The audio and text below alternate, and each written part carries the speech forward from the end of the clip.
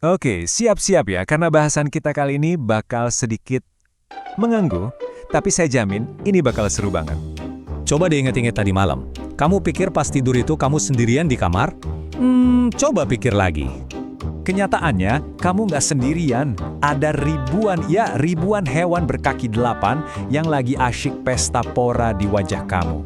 Setiap malam, coba sekarang sentuh hidung kamu. Nah, selamat, kamu barusan ngelus-ngelus rumah mereka. Jadi siapa sih sebenarnya makhluk-makhluk ini? Yuk kita kenalan lebih dekat. Nama kerennya itu Demodex folliculorum. Gampangnya, ini adalah tungau super duper kecil yang udah jago banget beradaptasi buat tinggal di apartemen pribadi mereka, alias folikel rambut di kulit kita. Kecilnya seberapa sih? Panjangnya itu cuma sekitar 0,3 mm. Kecil banget. Saking kecilnya, kamu butuh beberapa ekor buat nutupin satu titik pulpen aja.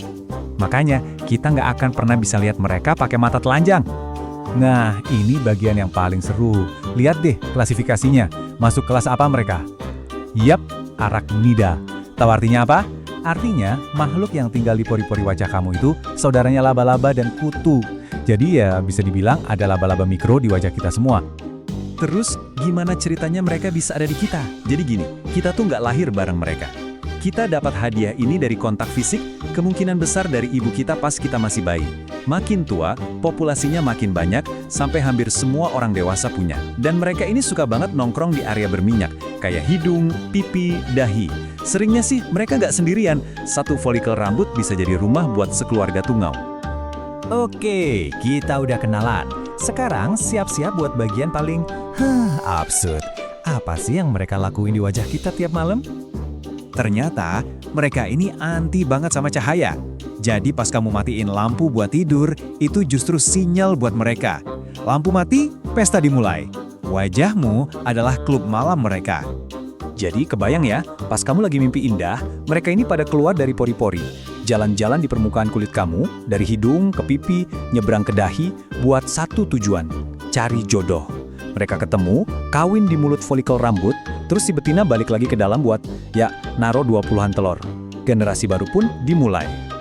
Dan jangan salah, perjalanan mereka ini bukan sekedar jalan santai loh. Kecepatan mereka bisa sampai 16 mm per jam. Buat ukuran sekecil itu, ini tuh kayak lari maraton nyebrangin wajah kamu tiap malam. Keren kan? Nah, ini dia fakta paling mind-blowing. Gimana caranya mereka tahu kapan harus keluar?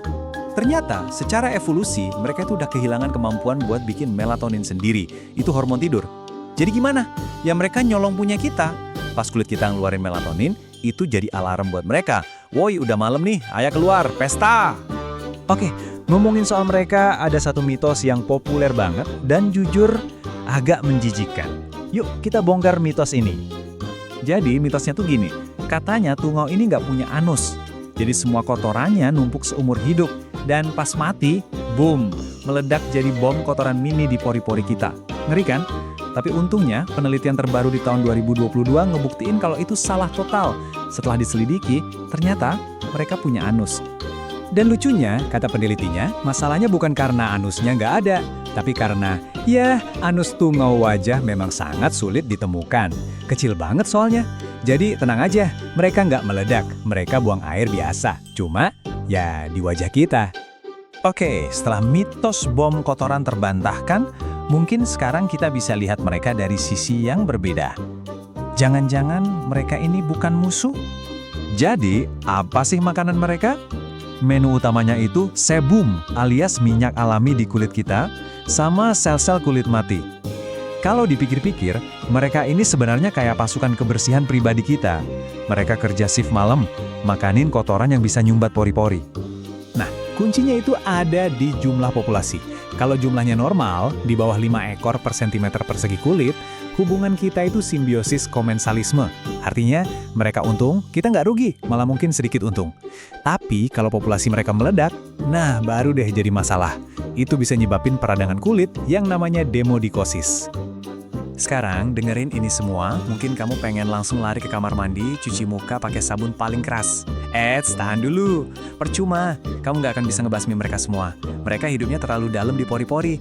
Jadi, ya sudah, berdamai saja. Anggap aja mereka bagian normal dari ekosistem kulit kita. Jadi, apa nih kesimpulannya dari semua ini? Poin pentingnya adalah ini, mereka itu nggak cuma numpang hidup di kita, mereka berevolusi bersama kita.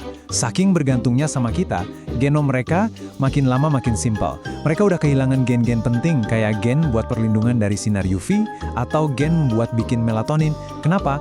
Karena mereka nggak butuh, kan ada kita. Dan ini ninggalin kita sama satu pertanyaan filosofis yang dalam banget.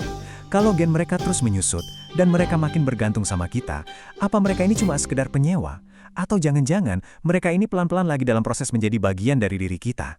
Batasan antara kita dan mereka jadi kabur. Nah, coba deh pikirin itu nanti malam pas kamu matiin lampu, dan pestanya dimulai.